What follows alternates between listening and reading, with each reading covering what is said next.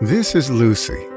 Getting Lucy the right medicine at the right time means less time seeing the doctor and more time playing the doctor. Andre just got his loan approved. He applied for it seconds ago. Rhonda's running late, but knows to the minute when her family meal will be delivered. These innovations come from you, the unsung hero. Apache Kafka, your superpower. With it, and the data-driven systems you create, you keep people alive. You help people thrive. You make people smile. But it's more than that. Your innovations enable other innovations, bringing new medical treatments to clinical trial, identifying and blocking cyber threats, preventing banking fraud. All of this in real time. That is what you do. That is why you are here. So, take a bow. You are Team Kafka, making the world better. For Lucy, for everybody.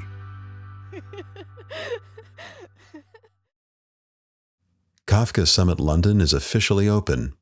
Please welcome today's MC, lead technologist at Confluent, Ben Stopford.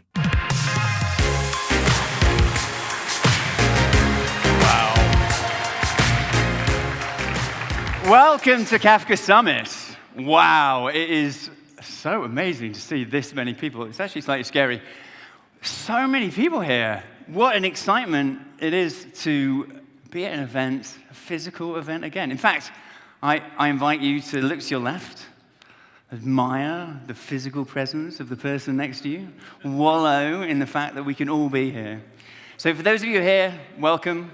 It's going to be an awesome summit. You're going to have such a great time. You're really going to enjoy it.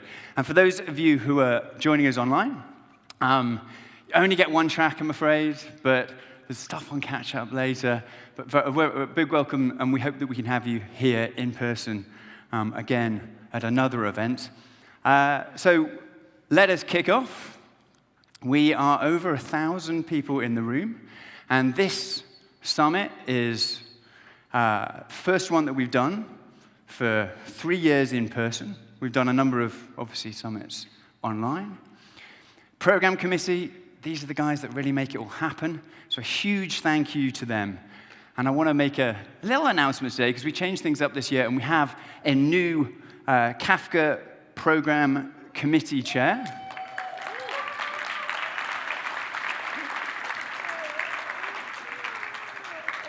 Yeah, the wonderful Robin Moffat. Doesn't he look cute? Robin, many of you will know because his talks are just awesome. He is actually talking today, by the way. And so check that out. He's also been a member of the Kafka community forever. His YouTube channel is really popular, and he's also done some really cool things, actually, as being in his role as a program committee chair. So, did you know that if you submit to Kafka Summit and you don't get accepted, you can email the program committee, and you can get a bit of discourse going on, find out why you weren't accepted, and also get advice on how you might change things in the future, or other ideas you might consider. And that's a really cool service. Not many people take that up. So if you did submit, you should take that. My little tip is to take advantage of that particular service. Next, Jun Rao, probably the father of Apache Kafka. One of the original co-creators, still right at the front of the community today, right behind all of the big kips that we do. He couldn't be here today, but he did do something really special that I just wanted to highlight, which is he took all of his knowledge of Kafka, and he is probably the person that knows Kafka better than anyone else on the planet. And he took all of that knowledge and distilled it down into this course on what makes Kafka tick. And that he's released. It's available on Confluent Developer, dev.confluent.io. You can find it right there under courses. So check that out. It's totally free.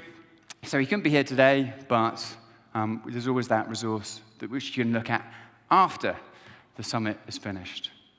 So a couple of other things. Do download the application. Best way to find out which session you want to be in is to get the application, favorite the things that you like. If you turn notifications on, the notifications will come up in your phone.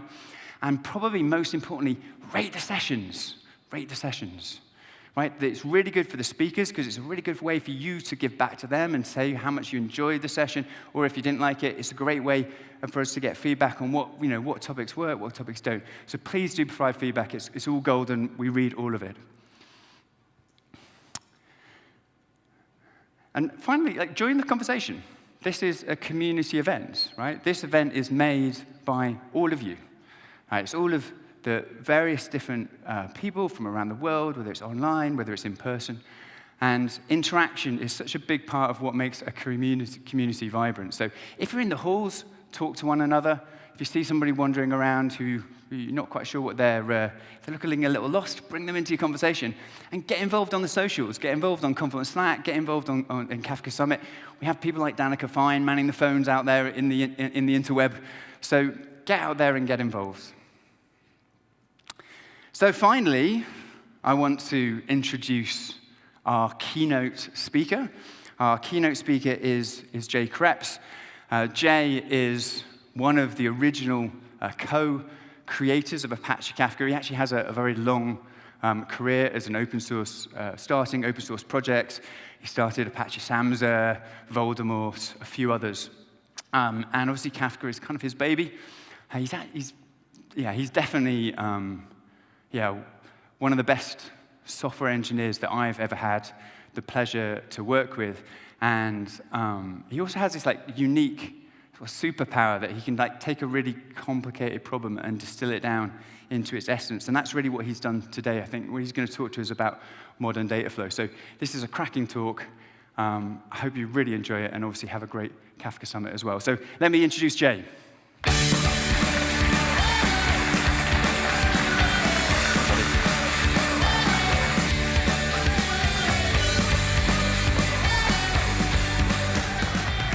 Hello, everyone. I couldn't be more excited to be here. There really is kind of an energy to doing these things in person, and I miss it. I'm going to be talking today, as Ben said, about modern data flow. This is data pipelines done right, at least as I see it. But before I jump into that, I want to talk a little bit about the people in this room, a little bit about the Kafka community in the large. This has been a time of incredible growth for this group. There's hundreds of thousands of organizations that are using Kafka. There's tens of thousands of people now who are attending Kafka meetups. There is really a rich and growing collection and body of knowledge of questions and suggestions and problems and patterns and contributions. And it's been really incredible to watch this grow.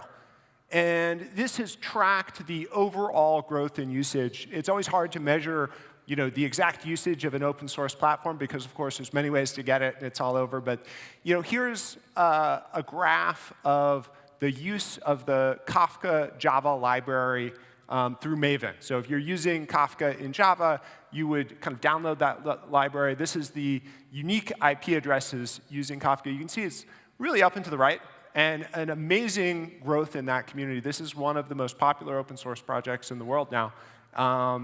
And it's really exciting to see that. And that's reflected in a lot of what you all are doing. There are now over 31,000 jobs that list Kafka as a skill. So if you're not working with this stuff professionally and you want to, you can. You can. And this is resulting in an incredibly rich array of cool use cases. When I get prescribed a medication by my doctor now, I get these alerts that tell me how it's being fulfilled. It checks it to make sure it doesn't conflict with any other medications I might have. It offers to deliver it to my house and then tracks that delivery as it comes. The back end of that is actually powered by Kafka. It's powered by real-time data streaming. There's services that offer elder care on demand. So that if you are responsible for the care of somebody, you can request somebody to come help out for an evening to be able to get a few hours away.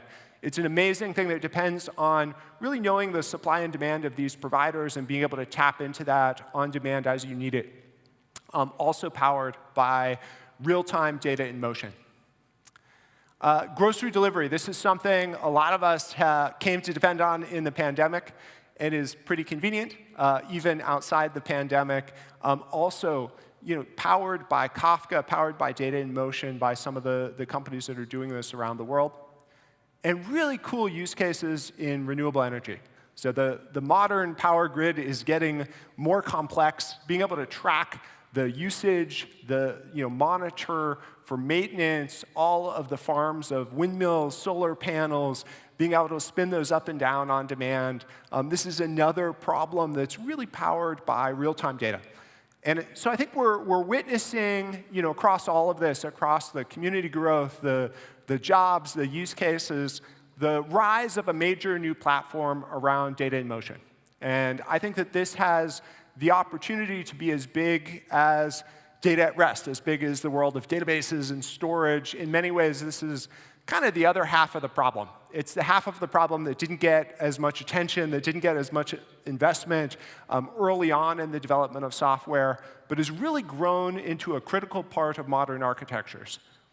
And you would see this in the companies that are doing this in the large, where Kafka acts as a kind of central nervous system that's connecting all their applications and their SaaS layers and their different data systems, kind of allowing them to capture the real-time feed of whatever's happening in the business and tap into that in real time, to act on it in an intelligent way, to bring the context together, to be able to build smarter, more connected software. And this is giving rise to all different kinds of applications, across every industry you can imagine. And it's kind of hard to reason about all these new streaming applications, how to think about them. But broadly, we could kind of cut this list into two buckets. The streaming apps, which are acting on real-time data streams to take action, to react or respond, and the streaming pipelines, which are kind of getting the data from place to place. And there's not really a hard distinction between these two. I mean, if a pipeline gets complicated enough, maybe it turns into an app. I don't know.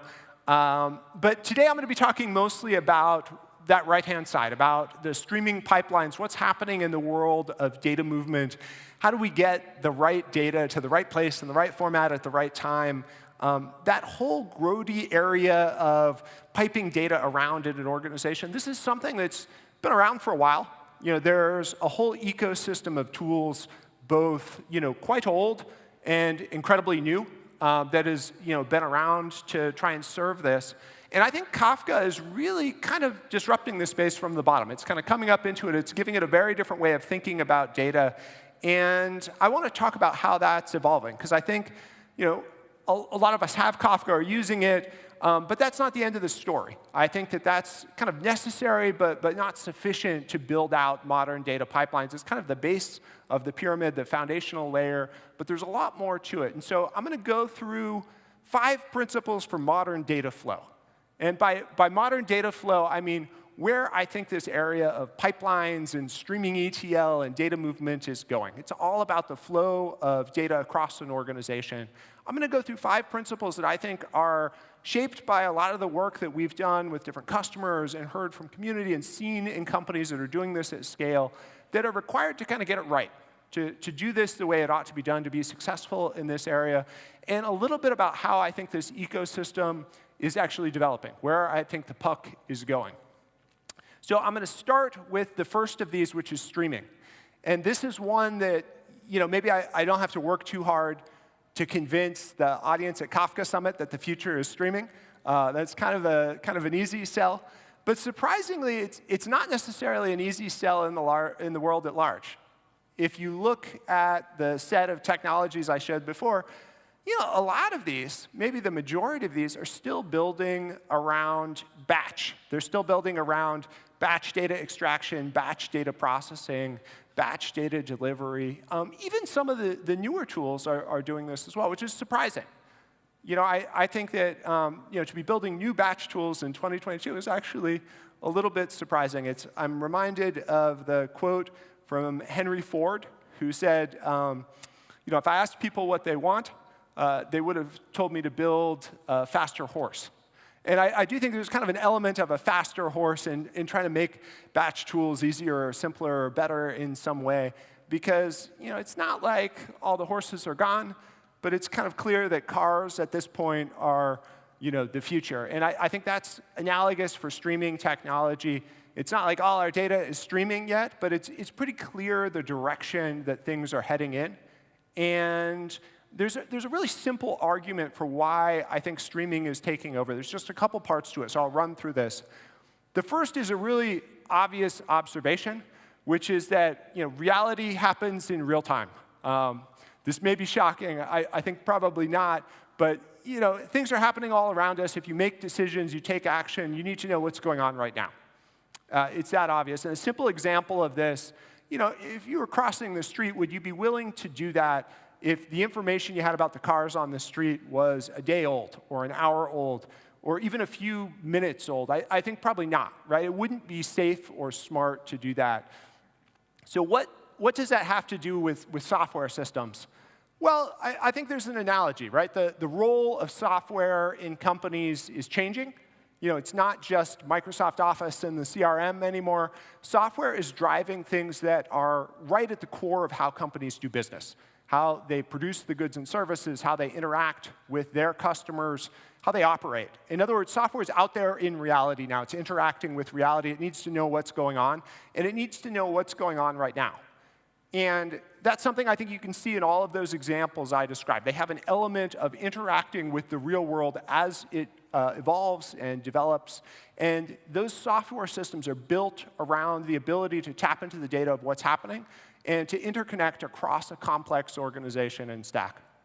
And so, in order to do this, we need to have streaming technology. And the good news is, that demand has produced increasing supply. Right? If we look at what's happened in the world of streaming and the underlying infrastructure for this, it's gotten much better. So when we were getting started, there was kind of a general belief that streaming systems couldn't really be as good and correct as batch, that they probably couldn't be as efficient, they probably couldn't be made fully correct, they would be hard to scale, they would be too complex. And I think bit by bit, we've chipped that away. Right? It's no longer the case that you have those limitations.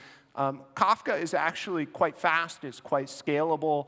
There's been really great work done on transactional processing to make building correct streaming applications and pipelines something that isn't rocket science to do.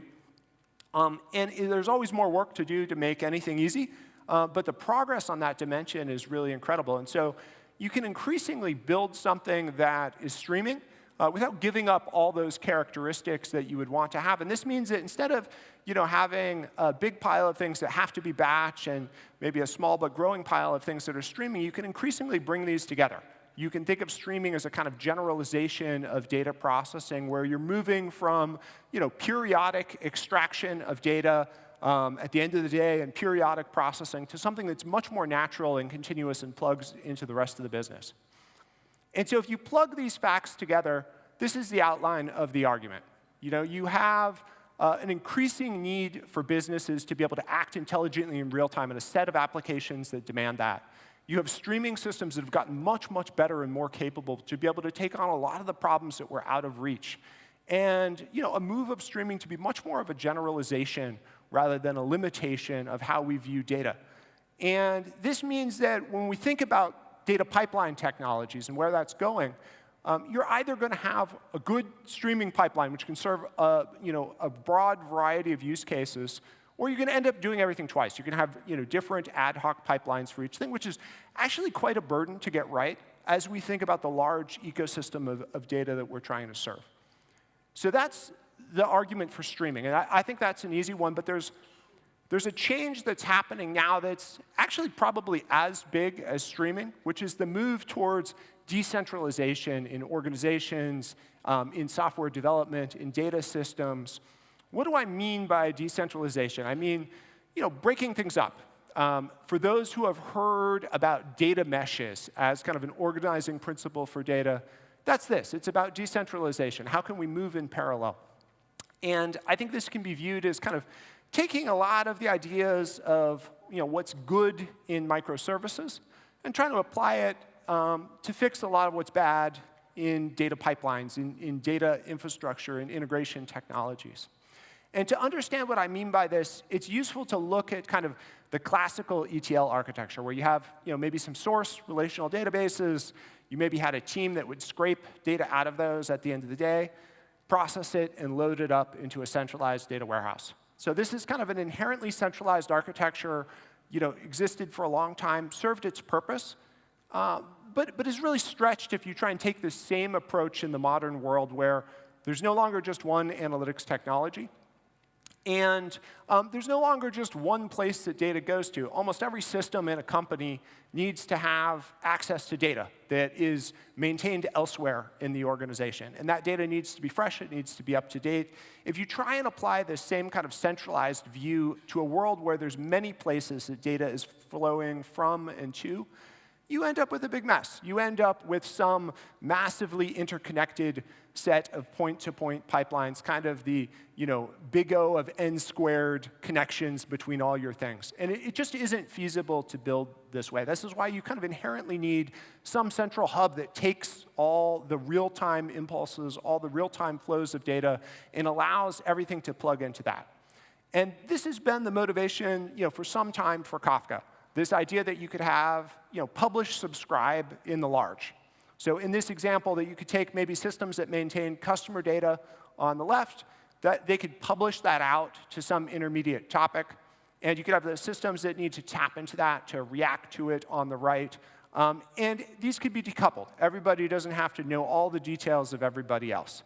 And this is something that allows organizations to scale the use of data. If they have some kind of contract in the middle that you can build against on both sides. And this is effectively what Kafka and the schema for these data streams ends up doing. It's the contract, right? So that the teams who are publishing out the data, all they know is that they send data in that schema. The teams that subscribe don't need to know all the implementation details. They tap into it. It's a little bit like in the microservices world, REST in JSON. That kind of is the abstraction layer that you don't need to know everything about how the service is written. You don't need to know everything about how it's operated. You just know it gives you answers back in that way. An equivalent thing in the streaming world is that kind of protocol and format, which is Kafka and the kind of schema for it. And an important attribute of this is that as you move to something which is doing this kind of publish, subscribe in the large, not only does the movement of data decentralize, but the processing of data also decentralizes, right? It's no longer the case that we just process the data for the data warehouse, because there's a bunch of users. And so what we end up needing to do is publish data out in some good usable form as a kind of data product in the data mesh terminology, right? Something that's thought through as something that can be supported over time, that can be evolved, that's useful for the rest of the organization. To do that well, we have to take all the details of the internal systems in my example that have the customer data and stitch it together into something that's going to be easily consumable that we can publish out. And then the systems that are going to use that, they likely still have some processing left to do to actually fulfill their use case. So they may restructure that data for analytics. They may filter it down in different ways. They may do something related to personalization or customer support. So they have their own processing at large. And this view of data flow is actually quite different from traditional batch data pipeline type topologies. When we think about a batch data pipeline, we're typically talking about something which is modeling processing stages or steps, right? This is a view of a set of processing steps in kind of a batch processing tool. And these happen sequentially, one after the other. The first thing runs, that kicks off the next things. There's a kind of directed acyclic graph of processing stages that all occur one after another. And I think that this is ultimately not the right paradigm for thinking about pipelines. I think in order to make something that really scales across an organization, you have to really change this. The first change that you need is you have to move away from these kind of sequential processing steps. In order to support real-time streaming, you're going to have a bunch of things that run all the time. So there's no after it runs. Like it's running continuously. You can't sequence the running of things. The other big problem with this is it doesn't really scale, right? You can't have, all the activity and processing of a company in one big sequential flow like this. It'll never finish. Something will go wrong somewhere. It'll get jammed up there, and it'll never complete. So to do this in the large, to do this across a company, we have to kind of invert it. We have to stop thinking about the processing steps as being the graph. We have to think about the data as the graph. The data is the DAG of data flow that connects everything up. And this is kind of the model for modern data flow. This is how things work in the world of Kafka. That contract is about these topics. It's about the streams of data that you have. And subscribers can plug into that and make use of what they need. And what's important about this is, in part, it's modeling the right thing. It's modeling what we care about. It's modeling the data rather than the implementation detail of how we made it. But more importantly, it actually scales. New programs, new applications, new pipelines can tap into this and make use of what they need without having to coordinate across all the different teams. And so you can have a data flow graph that actually scales across the company, that goes across many teams, that goes across many clusters and environments, and actually connects it up. And you can have this kind of stage-wise processing where data flows from topic to topic and is transformed into other use cases and out to other systems in a way that's organizationally scalable, where different teams can maintain different parts of this. And so that's a little bit about modern data flow in the large. Now I'm going to zoom in on one of these processing steps and try and talk about how to make that something that's easy enough and approachable enough that we can make it the default. And to do that, I think we have to make it really easy to say what we mean, right? To actually specify the logic of what we want to happen, not all the details of how it's done. And this is maybe particularly important in modern environments because they're more complex than ever.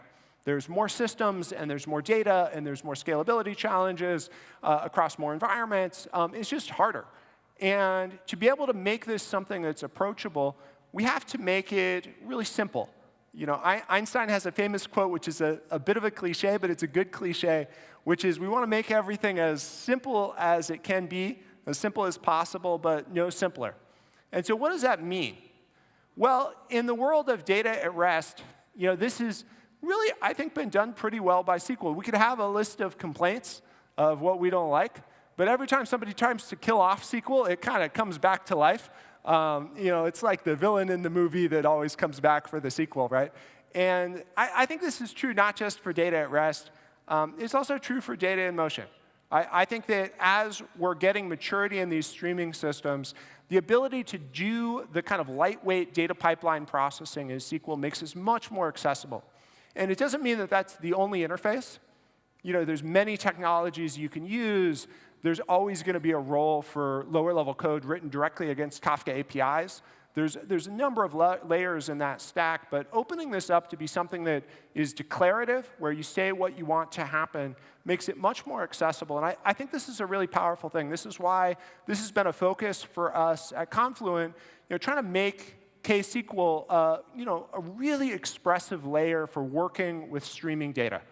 And what is really cool about this is you can build an end-to-end pipeline from the connectors to the transformations to the outputs. And you can actually treat that like code. So something that would have been more of a whiteboard concept with a lot of low-level implementation details can now be expressed really simply. You can version control it. You can review it. You can use your full tool chain to actually work with that thing. And I think that's a really important characteristic, which kind of leads me to the next key principle for modern data flow, the next thing I think we have to get right, which is really making tools that are developer-oriented. And this is something I actually think the modern ecosystem does pretty well. A lot of the older tools for data pipelines were these kind of point-and-click things that were very easy to use, but you could kind of fall off a cliff, and suddenly it was very hard or impossible to get your job done if it was a little too complicated. I do think the modern ecosystem is a little bit better at working with the tool chain that we have, and I think this is really important. I think there's really kind of three key aspects of getting this developer orientation fitting into the developer ecosystem right. The first is just recognizing that code is king, that there's a whole supply chain for code, for its creation, for its evolution, for monitoring it, for reviewing it, for deploying it. All of that exists and has a rich ecosystem around it. And the tools that we build in this streaming world for modern data flows has to fit into that, has to take advantage of that. That's why it's so powerful to be able to take a data pipeline, express it in SQL, and check it into GitHub. Next, we have to recognize that computer programming is in large part about evolution. It's about change over time, right? You write the first version of something once. That's usually a lot of fun. The next 10 years of your career are spent making it incrementally better, which is actually a much harder problem. And in order to support that in the streaming world, there's really deep work needed, everything from how schemas evolve to how you reprocess data. I think this is actually a really deep area of work that's ongoing. And finally, the developer platforms that succeed, I think, are the open platforms. I think these are the ones that tend to win. And one of the really powerful things about this model of data is that anything can plug into these Kafka topologies. You can use Kafka Connect and its ecosystem of connectors, but you can write some custom integration in low-level code if you want to. You can use SQL, but you can also plug in a variety of other stream processing systems or write your own code that works at a very low level to work with the data. So it's very much an open ecosystem. And I think these open ecosystems tend to win because you have hundreds or even thousands of teams that are innovating around it and creating new connectors and new layers that add value. And it's much more than any one company or one system or even one community could do on their own. It's something that requires that kind of broad participation. And finally, to make modern data flow something that's really practical and the default, it has to become governed and observable. And this is something that's important for all data in the modern world, but it's extra work in the streaming world. Batch systems, for whatever drawbacks they have, they do have a certain kind of simplicity, right? Either the file was loaded or the file was not loaded. Either we ran the processing or we did not run the processing. It's kind of easy to reason about it. Either it happened or it didn't happen. Streaming is a little bit more complicated, where it's kind of always happening, and it's always a little bit more done. And so in order to make this practical as a default, we have to take those shades of gray and give it the same level of transparency that you would have in a batch system. To be successful, we have to make it really clear what's happening. And this is particularly important now because there's really kind of two competing pressures on organizations around data and around the use of data. On one hand, there's a pressure to really take advantage of data, to innovate, to make your systems more intelligent, to serve customers better. There's a pressure to basically unlock the data.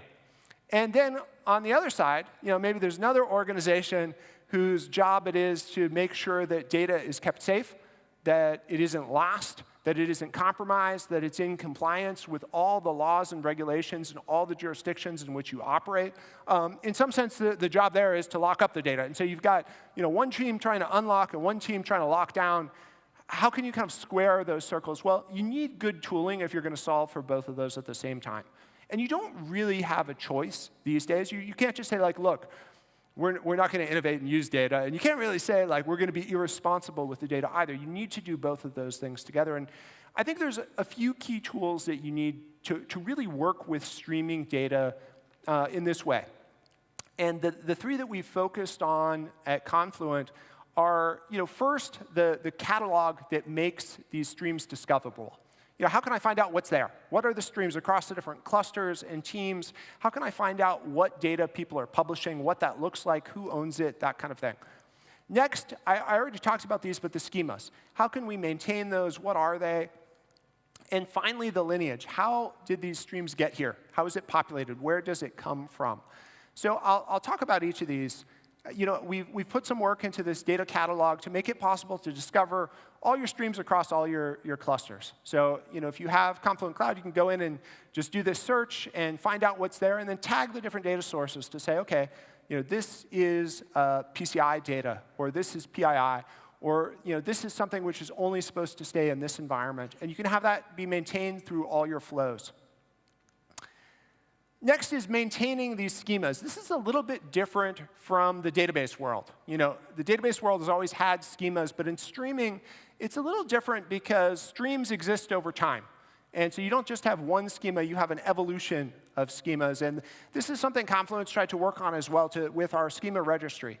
It supports a bunch of these different schema formats, and it tries to make the contract really clear. How can this evolve? How can it change over time? What's the model for forwards or backwards compatibility?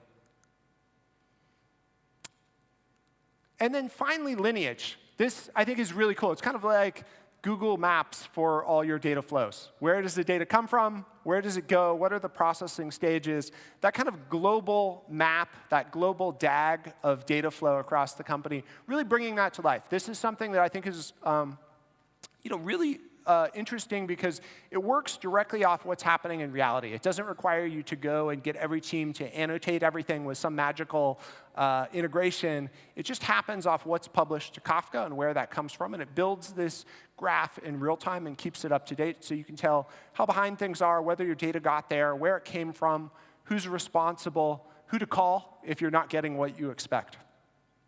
So each of those is not a new problem. There's tools for data governance in different ways.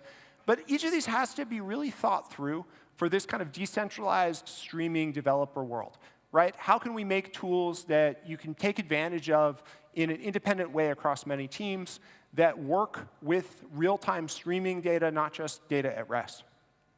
And if we get all of these things right, we really have something I think is quite new. And I think this is where we're heading towards, this idea of modern data flow, that this is how data in companies is going to move. This is how everything is going to connect. And each of these criteria you can see as a kind of transition, some kind of shift that's happening. We're moving from batch to streaming. We're moving from centralized to decentralized. We're moving from systems that are pretty infrastructure heavy and infrastructure centric to something that's lighter and declarative. We're moving from tools that are kind of closed, GUI-oriented ecosystems to something that is kind of an open, developer-friendly ecosystem, and something that's a little bit opaque to something that's governed and observable as it occurs. And so this is where I think the world is going. There's a lot of people in this larger community that are trying to build different parts of this in different ways. At Confluent, we've tried to put a lot of investments behind these ideas. And Amit, my coworker at Confluent, is going to actually come up and show a demo that shows a couple of these parts in action to really build modern data flows in reality. So Amit, you want to show us some stuff?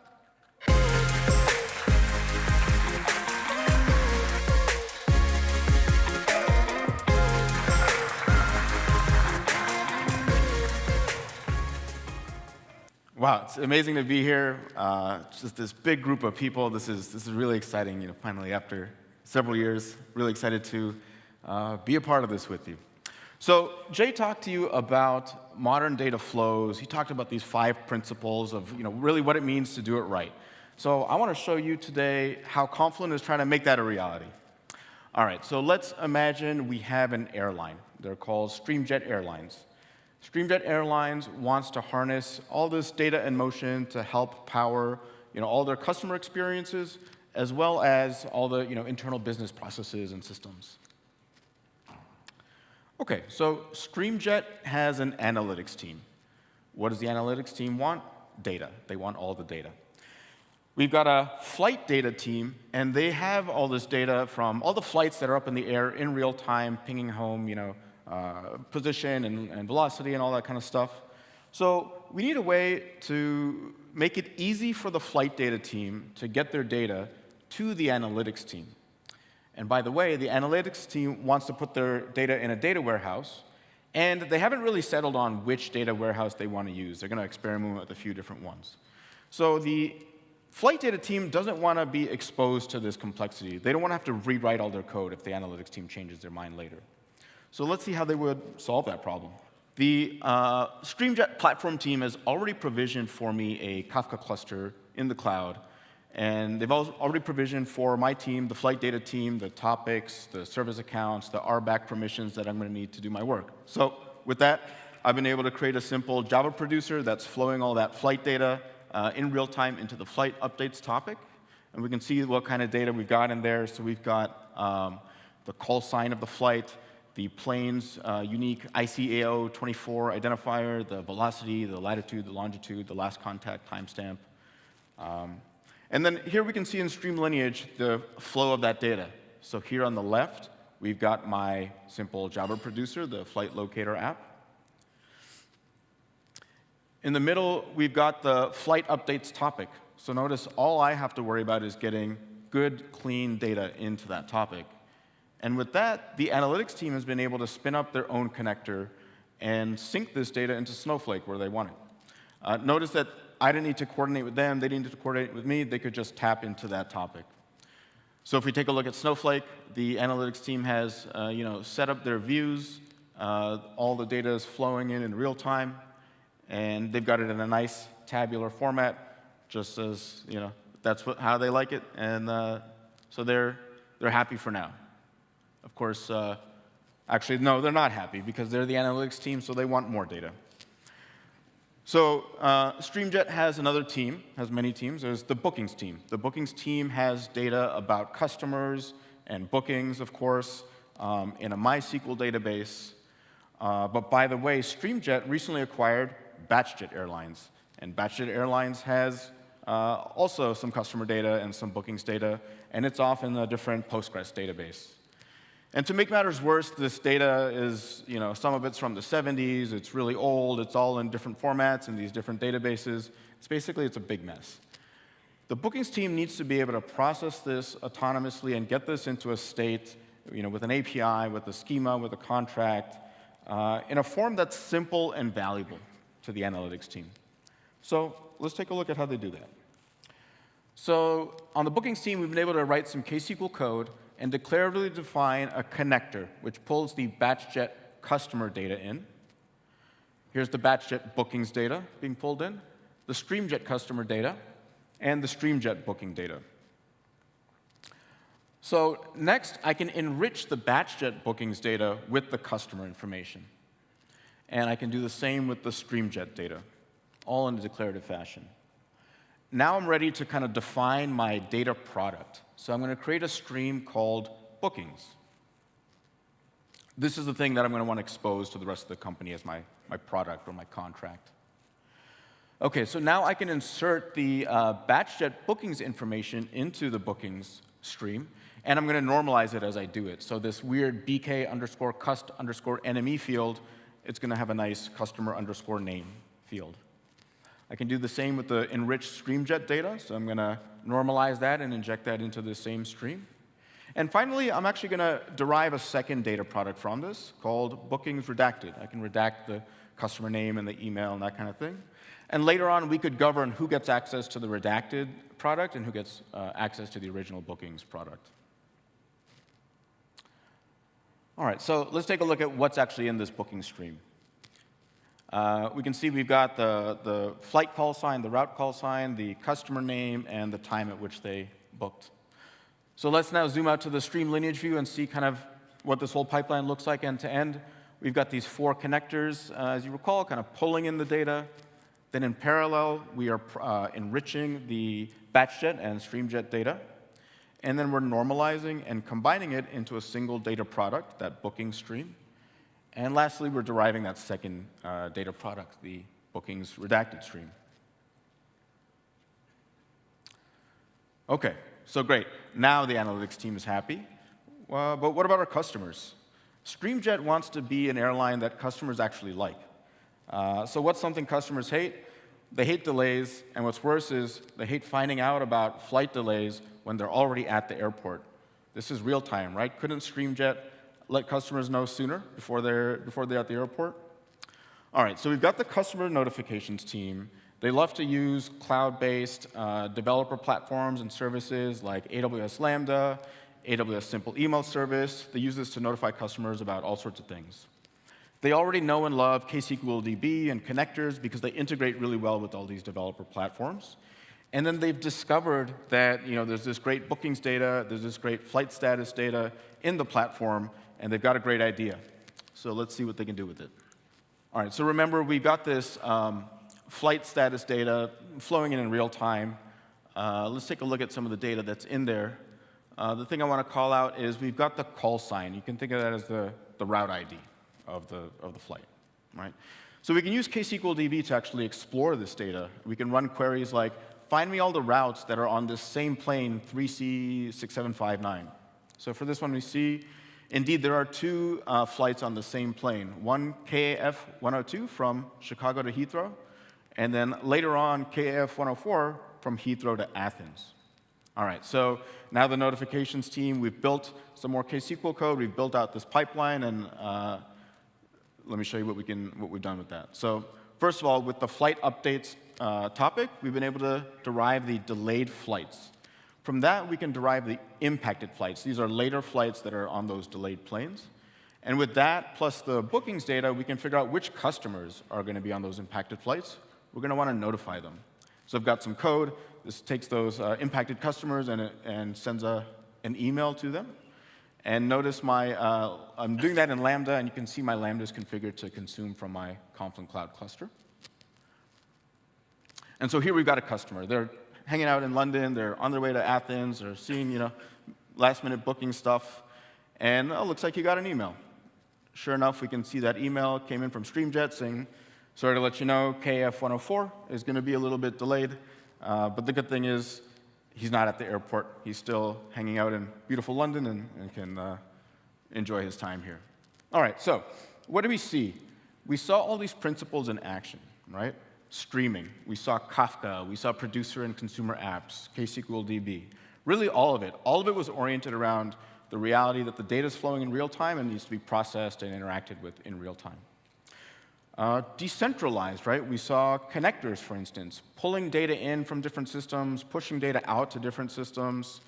But importantly, that organizational aspect too. All these teams, all these use cases could be served with these teams operating autonomously. There's no central bottleneck team that needs to do the processing for them. It's declarative. So you saw quickly some of that KSQL code, and I was able to declaratively define that whole transformation and cleaning of the data and creation of that data product in that nice, concise, expressive SQL syntax. And developer-oriented. So we saw this kind of integration with developer platforms like Lambda. And we saw KSQL DB pipeline definitions as code. And because it's as code, you can check it into Git. You can use your PR review processes, all of that stuff. And lastly, we touched a little bit on the governed and observable story with stream lineage. And you get that observability of the overall data flow going through the organization. All right, so if you want to learn to build your own modern data pipelines, check out KSQLDB recipes. These are tutorials that teach you how to use KSQLDB and apply to many real-world use cases. And when you go to the site, you can launch them with one click. Let me get out of the way. You can launch them with one click and just run them in the cloud. So if you haven't got your phone out yet, pull it up. Check out this QR code. It'll take you to our flight data recipe. There's also a URL there. And then there's a ton more recipes. So if you're not interested in flights, we've got anomalous credit card detection, matching users for online data, DDoS attack detection, and a whole lot more. So check it out. And with that, I'm going to turn it back to Jay.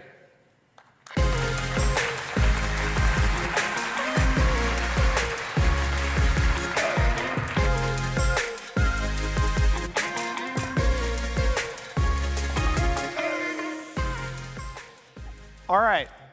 Now we have something I think is really cool. I'm going to welcome to the stage Avi Perez, who's the head of backend engineering at Wix. Avi, you want to come up and tell us a little bit about what's going on at Wix? Wow. All right. Well, thanks for doing this, Avi. Maybe you could start and just tell us a little bit about Wix. What is it, and a little bit about how you guys approach software development. So first, really excited to be on this stage. Amazing to see this Kafka community face-to-face after talking too much time to the Zoom screen. So really amazing. Great to see you all. So whoever doesn't know Wix, Wix is a powerful website building platform. We basically allow people without any technical knowledge to create an amazing website. We just drag and drop. We take care for everything, from hosting to designing to whatever they need. including we have an end-to-end solution for businesses to build their businesses on top of Wix, such as e-commerce platform, booking, etc. The platform serves around 1 billion unique visitors each month, and we are hosting about 7% of the entire internet website. And my role at the company is part of Wix engineering management, and I'm leading the Kafka infrastructure at the company, at the core group. And as I said, Wix we provide many types of solutions, from website building to development platform, to actually being the cloud for the businesses. So we're doing a lot of things simultaneously. And my role is to make sure the R&D is not a business blocker, and developers work as fast as possible doing things and great things. That's awesome. Yeah, I think the 7% of websites on the internet is a pretty cool stat for you guys. Well, I'd love to hear how you originally came to be using Kafka and how it kind of fits into your underlying architecture. What are some of the use cases that you guys have? So I think to solve the problem of building such platform, we operate globally on a huge scale. We initially heavily relied on synchronous flows over HTTP for all our microservices communication. But as we all know, integration points, such as network call, can be quite evil for a tightly coupled system and might bring your entire system down. And from post-mortem of very painful downtimes, we understand that we needed something to ensure the decoupling, high availability, and of course, fault tolerance. And I think this is the place where we started, or the love story with Kafka started. And let me share some use case about one critical flow at Wix, the shopping cart. So we needed to support millions of concurrent active users during a transaction. And now the ecosystem of the cart consisted multiple microservices that communicated synchronously via RPC calls. And we needed always to be over-provisioned in order to serve the scale, or our servers will run out quickly out of resources and fail. Moving to an event-based approach helped us absorb the load and spread it over time, because now we had a buffer, and the consumer could digest the messages on their own pace. Right, right. And so you guys started out managing Kafka yourself. You ended up moving to Confluent Cloud. Maybe you could tell us a little bit about what led to that move, how that came about. So let's take maybe a deeper look of how our day-to-day look like. We are managing around 20 clusters across 4 regions, with nearly 50K topics, utilizing 500K partitions, and on top of all that, 2,300 microservices clusters, producing around 70 billion business events on a daily basis. So self-managing Kafka on that scale is pretty hard, and I will share some of our concern. First is cluster maintenance. Making sure your broker is up to date always is harder than it looks. We knew exactly how to do it, and we did it many times. But it was always very scary task to our production engineers and was not always incident-free. So it caused us to do or to touch it less frequently, which in turn led on tripping on serious old version bugs, old version Kafka bugs. And you know what? Between me and you, Jay, before moving to Confluent, Wix was on version 1 of Kafka brokers. Tell it to no one. The second is scalability. I think like creating clusters, broker rebalancing, adding more disk spaces, even simple configuration changes were just as scary. Therefore, were not touched enough. Third, consider the Wix. We are working in a multi-region across 3 continents on top of 2 cloud providers. Managing or setting all the infra in all places is hard. Making it globally, I think it's much harder. Visibility, security, to mitigate all that concerns, we understand that we really needed a dedicated, super proficient DevOps team that will take responsibility on all that. But truly, Jay, what we wanted is not a PhD on Kafka operation, and we wanted it to be someone else's problem, someone that we can trust. And how do you build that kind of trust? You know, when you're talking about something that's kind of at the core of your architecture and probably very important for your uptime, you know, how do you get to that level of trust with a vendor or provider? So I have many things to share, but to be concise, I will pick two. I think Confluent helped us to take Kafka use cases on steroids. First is SLA and uptime. For businesses to build confidence, we are not going to compromise on anything related to that, and Confluent Cloud numbers look really promising. The second is one of our strategies for better reliability is automatic disaster recovery. When our system detects failure in one region, it proactively shifts traffic to the nearest stable location. With Confluent, we were able to set the right CKU in each region and then pay as traffic comes. And I think the other option is having always the brokers up and running, but mostly idle, is much more costly for weeks. And we are still exploring new features like cluster linking, ACL, etc., that we will sure will add to our ecosystem. Yeah, that's very cool. So one of the things I talked a little bit about in my talk is you know, this kind of broader move towards decentralization, right? And I think it's a trend in software engineering. I think it's a trend in data. You know, maybe it's a trend in all kinds of things. Yeah, I'd love to see how you guys see that. I think there's a bit of a push, you know, in your own teams to kind of work in a decentralized way.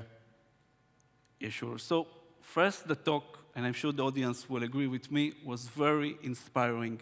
I think this is the paradigm shift that software companies need, like move fast at scale.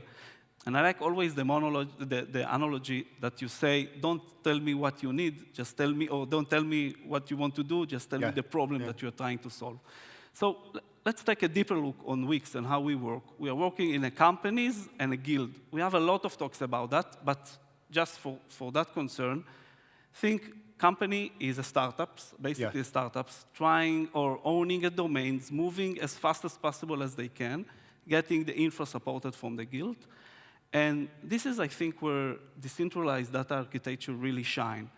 Like, first evolution of decoupling the monolith, done long ago. Second, moving to consistent async communication on top of Kafka. We did it recently, and it's amazing. And magic happened. One team produced, as the demo we saw, one team produced an event, like the cart producing an event, and the other team with a different company consume it and do magic to the business. I think the real paradigm shift is to looking at that event as a full-blown API, so it's well-documented, well-defined, anyone consume it, like take the raw data and making more insight about it.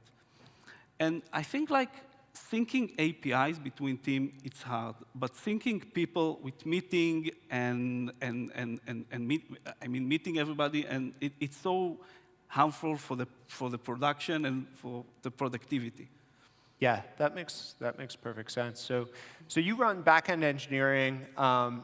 You know, often the backend engineering is kind of behind the scenes, making everything else possible. And in all that change you talked about, you know, I'd love to know, you know, if there's any way to connect it to what matters for Wix, what matters maybe internally for the teams, what matters for the business at large. Oftentimes for these back-end engineering teams, nobody knows that they exist unless something goes wrong. But maybe there's some connection to, you know, what you guys really care about. Yeah, so I want to refer in this answer to two main stakeholders in Wix, the Wix engineering as an organization and Wix.com as a business. For Wix engineering, I think one of the most critical KPI that we measure is development velocity. And with all that aspects, moving the Confluent help us a lot. It reduced the time to create clusters, of course, from days to hours. And the fun part, we don't need even to prioritize it between our tasks. Kafka operation, rebalancing, gone, get for free. So really actually being able to focus on more business use cases and actually do more in less time, which reduces the time to market. Second, I think like the fact that produce time on Confluent also improved dramatically. In the 99th percentile, we saw a drop of more than 35% of traffic produced to our systems compared to your infra, which I think it's very beneficial for all. For Wix businesses, Wix as a business, we recently did something that we long ago wanted to do, is moving to a multi-cluster topology, reducing the blast radius of production incidents, giving all our users better uptime, resilience, and SLA. And maybe last, I think the fact that we have Confluent behind the scene supporting us with anything that we encounter, escorting the team, I think it's really beneficial for us to bring the confidence back in Kafka and take it to the next level in Wix. That's very exciting. So what are you looking forward to next? What's kind of next on the horizon, the next big challenge that you guys are solving for? So yes, one of the problems that we are trying to solve, we are deployed, in multi-region, and our services deploy anywhere. We are trying to move to asymmetric deployment model, where not all our services need to be deployed everywhere, but we still need to handle the fact that someone produced something, but we need to consume it once globally. Nathan, which is here for my talk, for my group, is going to have a really interesting session about it tomorrow. We'll take it a deep dive. And I think in my final note regarding that, I saw your presentation about open platform. This is the shift that software companies need to do. And I think the next step for Wix is not only exposing API, is being developer first to being an open platform, so businesses could, like developers, can replace any logic, extend any logic, do everything they need. This is the only, I think, fact that businesses will feel confidence to run their businesses on top of Wix, and seeing what you are doing with Kafka, I think really inspiring. And partnering with you will show us how to do things greatly. That's awesome. Well, it's great to be working with you guys. And everybody should check out the talk if you want to learn more. Wix is really operating at an incredible scale and doing pretty cool stuff. So you can hear more about it in their session. Thank you so much, Avi. Thank you, Jay, for having me.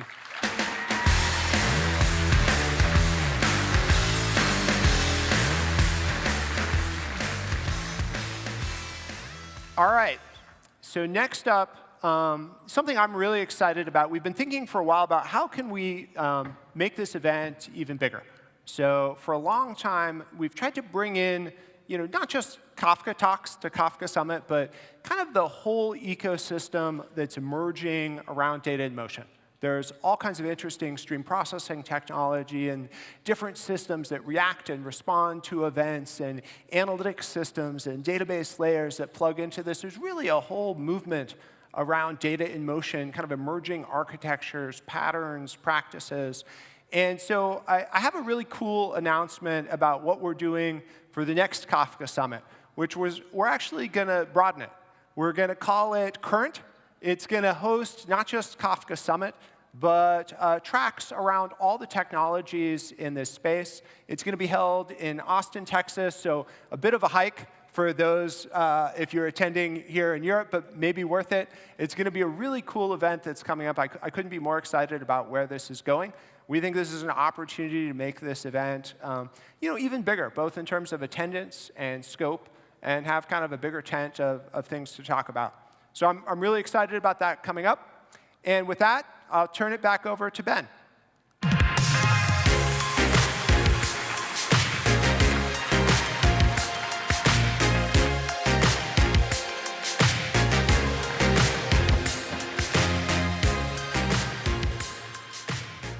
Those were some great keynotes. Fantastic stories there by Wix.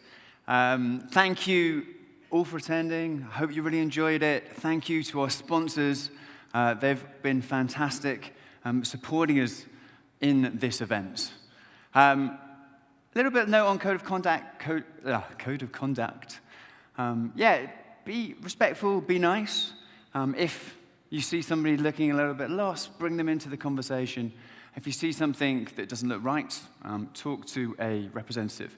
And remember, this is a community event. We want everyone here to have a really good time throughout the 2 days of the event. So please be nice. There's 4 tracks. in the summit itself, just one if you're online. But use the application, use the app to figure out what the right talks are for you. And if there's 2 talks, you just can't quite decide which is the right one for you, don't worry. Everything's recorded. It's going to be on the Kafka Summit website afterwards. We're actually pretty good at getting them up pretty quick. And you can catch any ones that you weren't able to see the first time over there. So finally, it's just me now between you and your lunch. If you use the application, again, rate the presenters. The feedback is just golden. And take the event survey at the end of the summit itself. Have a really, really wonderful summit. And we'll see you back here at 1 o'clock. And enjoy your lunch. Thanks, everyone.